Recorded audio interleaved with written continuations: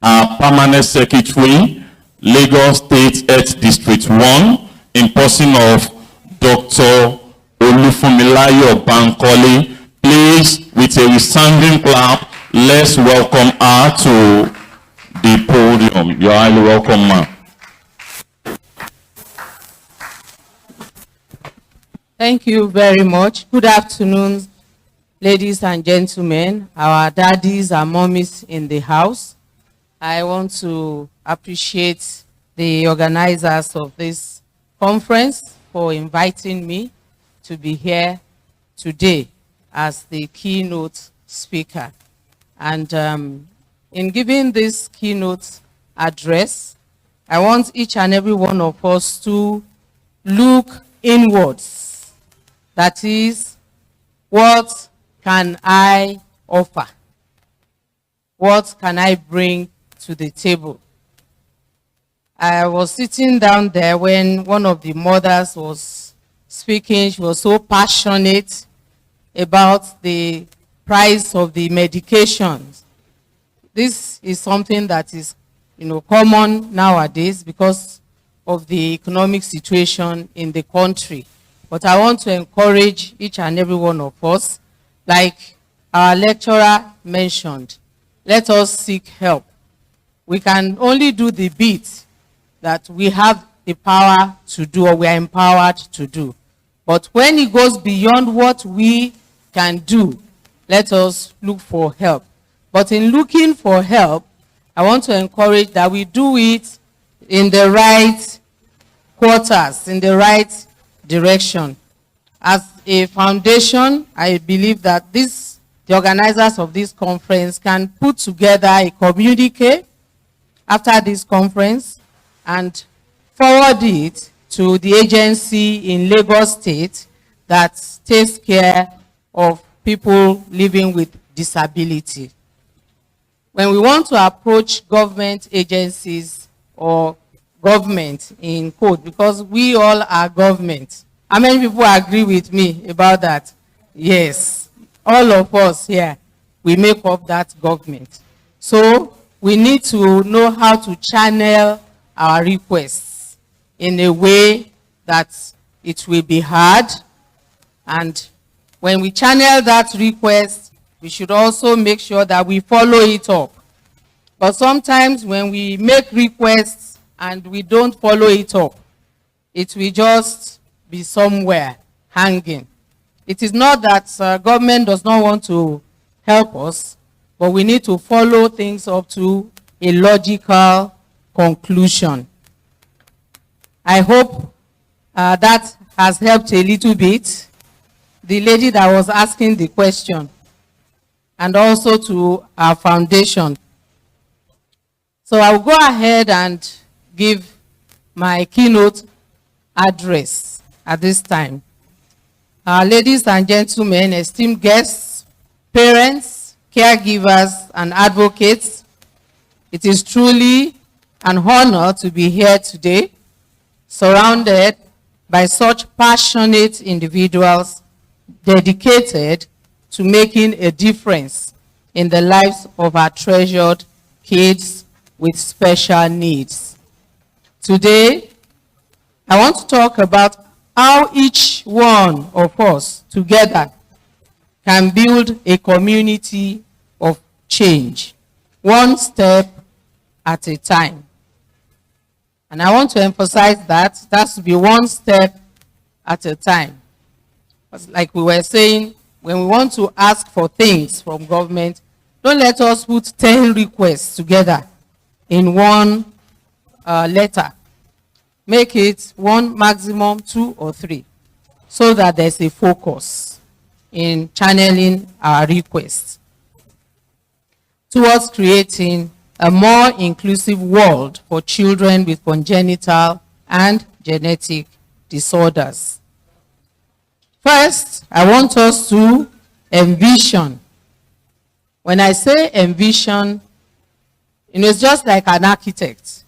When an architect is trying to design a building, you don't see the building physically first, but it is in their mind, isn't it? They create in their mind, They see it in their mind, then they put paper and pencil together, begin to draw. Because that thing they're going to create is already a reality in their mind. Thank you very much. Somebody said that. It's already a reality in their mind. So I want us to begin to envision. Let us create that world for these children. First, in our mind. Make it a purpose and a passion that we fight for. When we do that, we are driven by passion, we are driven by purpose, and there is no limit to what we can achieve when we have that as a foundation for which we build on. And we see beyond disabilities. We begin to recognize the unique abilities and potential within each child. So each and every one of these children, there's something that they can do if we are able to discover their potential and help them to channel that potential in the right direction. As a physician, I've had to treat some of these children who have visual problems. And sometimes, because they cannot see well, parents tend to think that there isn't much they can do. But I had this one patient, she's an albino. We all call her Oyibo. This girl, she was not very cerebral to finish going to the university, but she was able to have secondary education despite the visual challenge. And to everybody's surprise, there was one time I was seeing her and I was asking her, but what do you want to do? She said she can act very well, like acting drama. I said, okay, if that is what you can do, why don't you put your effort into doing that? And she started gradually. She joined, even though she could not go to the university to study theater arts, but there are some of these NGOs and some outfits who train people locally to be able to act. She joined them, and today she's doing very well. She's happy in what she's doing. So let us look for such situations where we can encourage these children. I believe each and every one of us can do something about this.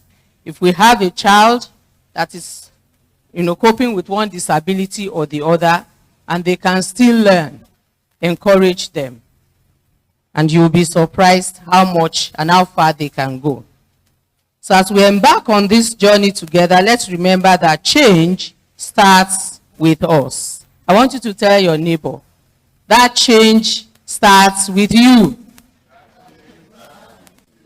And tell yourself, that change starts with me. It is in the everyday moment of kindness, showing understanding, advocating for these children, that we pave the way for a brighter future for these individuals. Let's amplify their voices. Children don't have a voice, so to say, but we can be their voice. So any opportunity that we all have, let us be that voice and speak up for them. Let us break down the barriers and champion policies that will ensure that they have equal access to opportunities and resources like their other counterparts do. How many educationists are here? Do we have people here from the education sector? Thank you very much.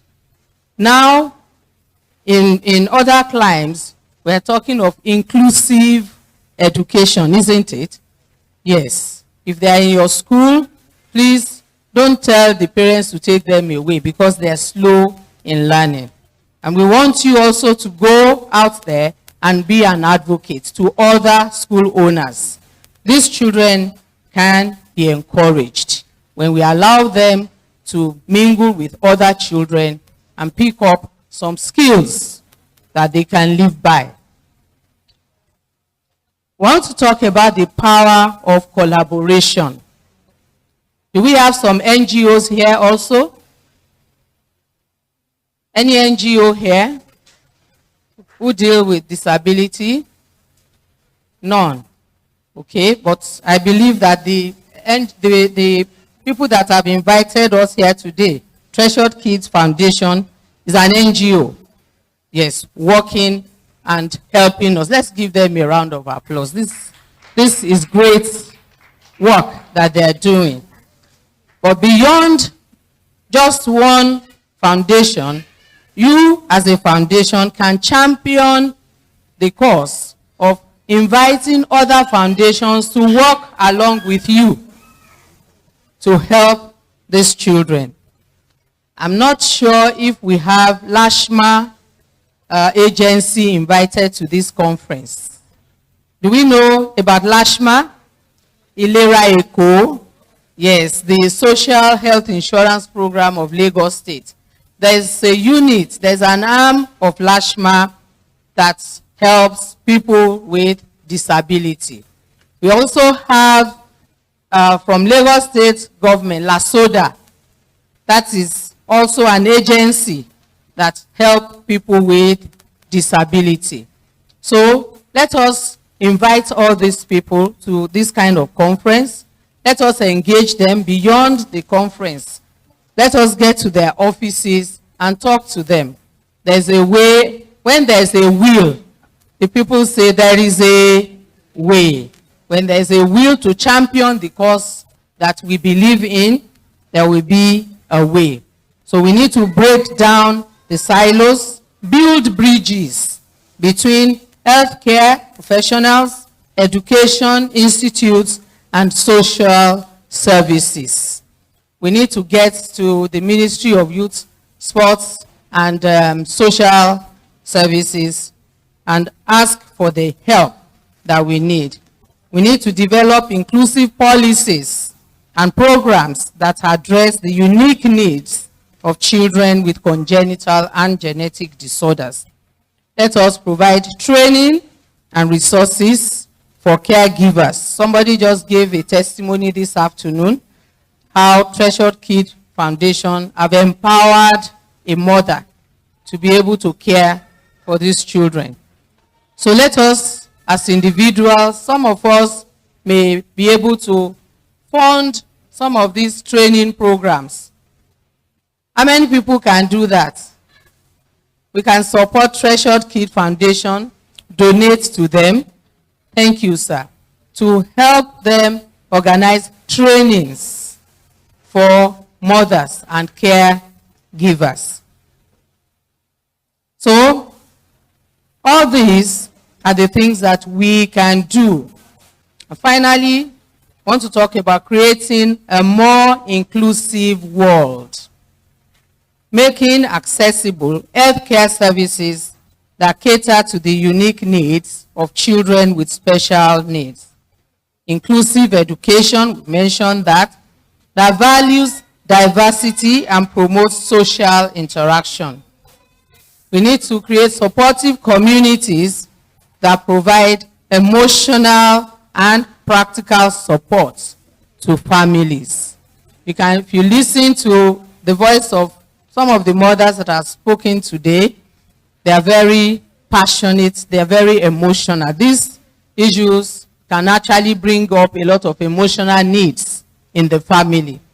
And there are people who specialize in giving therapy for emotional distress. We can include them in our planning and get them to team together with the foundations to empower caregivers who are equipped with the knowledge and resources to advocate for their children.